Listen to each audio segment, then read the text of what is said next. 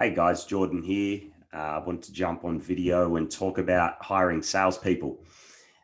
In the last few weeks, I've had multiple friends of mine reach out and ask questions around best practices to hire salespeople. I've had past agency clients come back and want to engage me for some training. So I thought it was about time to do a video on what's been coming my way recently, because I've been having the same conversation quite a bit around best practices for hiring. So if you are new to this channel and you're watching this video, hello, nice to meet you. My name's Jordan. I've been in sales and building sales teams and running sales businesses for the last 7 years. My last business, The Independent Closers, was a sales agency where we acted as an outsourced sales team for business coaches around the world. Basically, business coaches would come to us and say, "Hey, Jordan, we've got too many leads. Can you get on the phone and get deals done?" I would do that myself, and I had a team that did that in two ways. We would either close the deals for the people that were our clients, or we would set the appointments for these business coaches to close themselves. Very nice business. I don't do that now. What I do now is I train businesses on the systems that we used for that agency, and then we do a bunch of other strategy things in my coaching company. So let's get to the content. What I'm talking about today, I'm talking about best practices for hiring correct salespeople and building a sales team that's going to perform well for your company and bring you in money. They're going to need to be managed, yes, but they're not going to need to be micromanaged. They're going to be people that will stick with you. Here's the key thing. I'm not going to promise the long run. I'm going to promise for the expected run.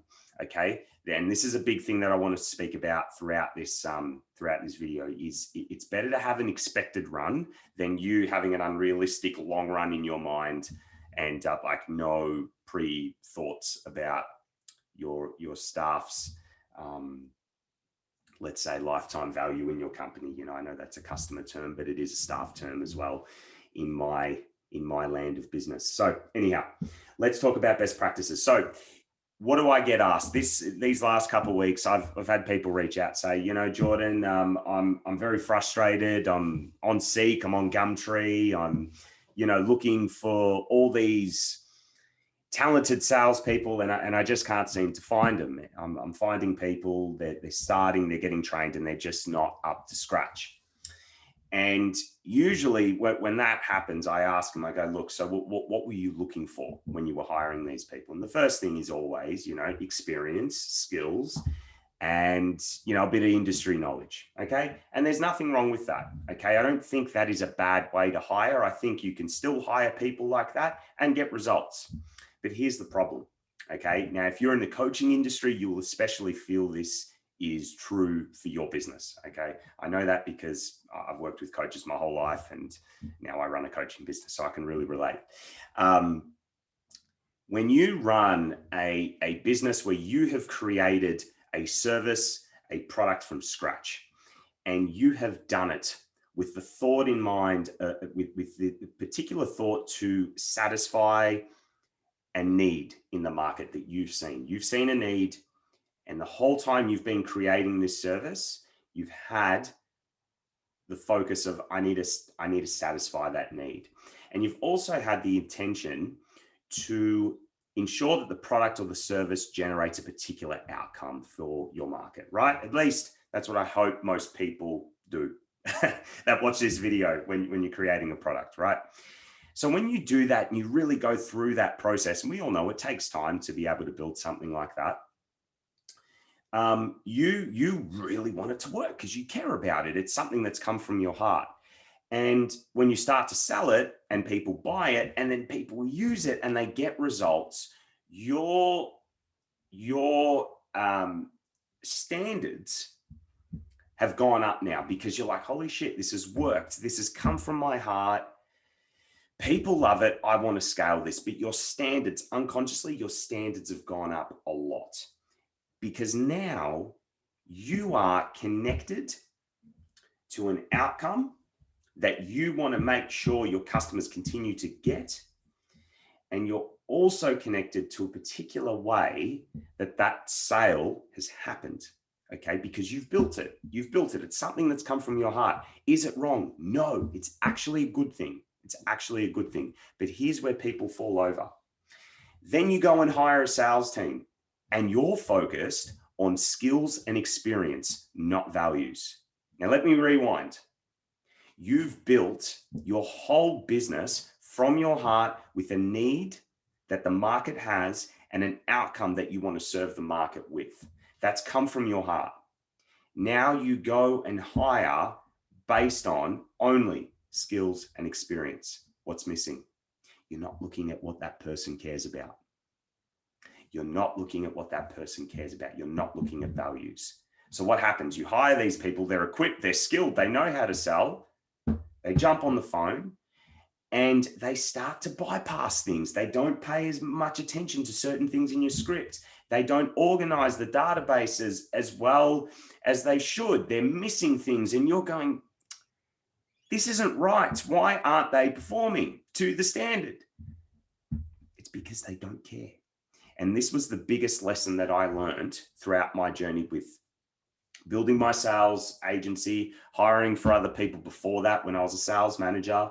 I even found this when I started in sales. The first couple sales jobs I had, I had to learn, like, wow, do I actually care about what I'm selling here? Do I care about this service? Do I care about the product?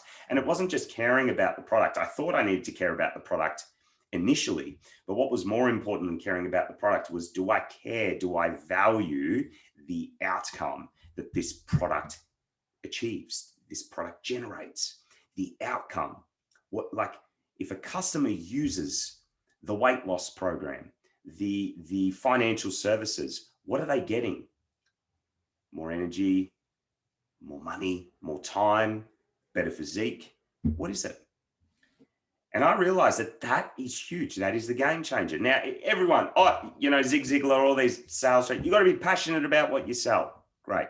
That's fine. That's not incorrect, but it's only half the truth.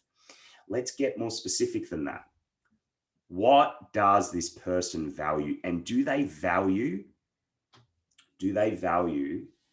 the outcome that your service achieves? It's all about the outcome. And when I started to hire salespeople for my agency based on that, the whole game changed. The whole game changed. People started staying for longer, and not only longer, they stayed for the expected run, right? Now, I'm going to be really honest with you. I expected all salespeople in my team to stay for at least a year, maximum 2 years, because I knew these guys that I want value time. Okay, like, and not just time, they value freedom. They value being able to do what they want when they want. So they are coming here to learn a skill to be able to do that. I also knew they are speaking to people that value that as well. Okay, because every coach that we worked with, particularly business coaches, that's what they sold. They sold, hey, you know what, you're going to be able to work from wherever you want, or you're going to be able to get your time back to focus on what you really like. And that is the purpose of business coaching, essentially, right? The money side is the other thing. So I knew this is a match. Okay, these people are going to be able to sell to these entrepreneurs that we're selling to. Now, the second thing was, they valued education. They valued knowledge, right? The salespeople I was hiring, they valued knowledge. So did the customers we were speaking to on behalf of our clients. So again, the minute I started to have that conversation, hiring was very easy. I started seeing opportunities everywhere. I started pitching it. Hey, look, it's a 2-year journey. If you are here for 2 years, I'd be stoked. And I started pitching it like, I'd be surprised if you survive. It's going to be hard work. This is a training center. You're coming in to build skills. And then eventually you're going to go off and want to do your own thing. I knew that's what the business, that's what the sales team was going to be about. The expected run. So I had my business plan, like, structured, and I planned for that. And then people who made it through the cracks and just went, you know what, John, I don't want to start my own business. I want to continue to ascend with you. They were going to be sales managers and what have you, but we didn't go that far because COVID hit and I took a different direction. But that was the plan. So I want to encourage you guys that it's not about skills and experience initially. That is secondary. Okay. So you got to have your initial qualifiers and you got to have your secondary. Your initial is, what does this person value?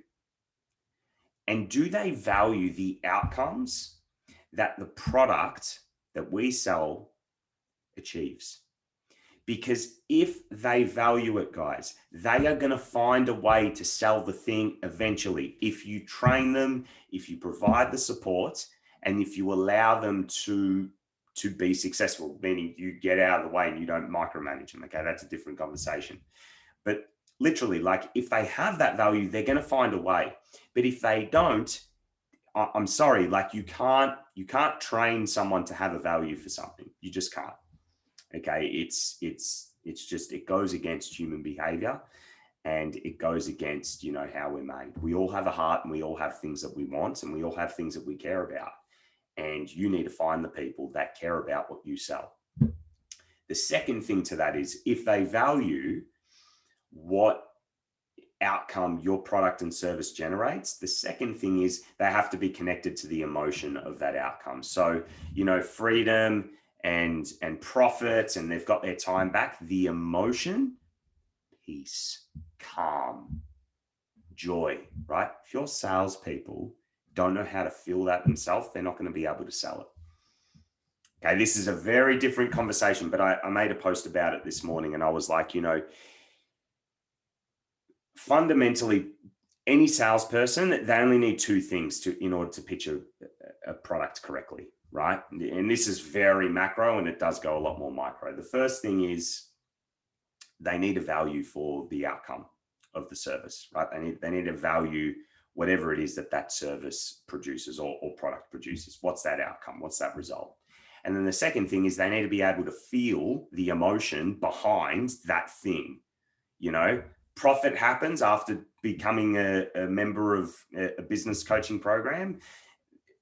Along with the profit, they're like, peace, calm.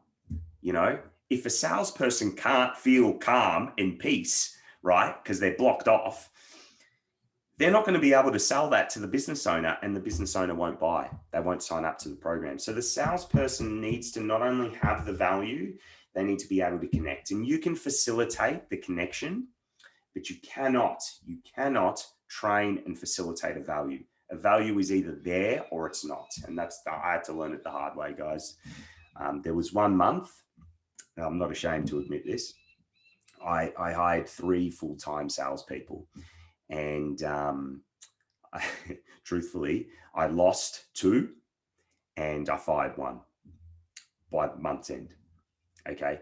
And this was the whole thing, because I had very high expectations. You know, as a solo operator in the agency to start off with, we were crushing it. Me and my PA were just crushing it. And the minute it was time to scale, my standards were just through the roof.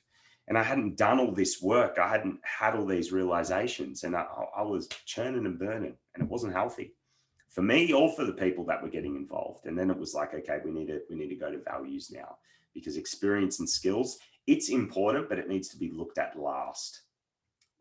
First, I'm looking like, what does this person value? Okay. All right, guys. Well, hopefully this video was helpful. If it was, subscribe if you're new to this channel, like, comment, share with anyone that's building a sales team.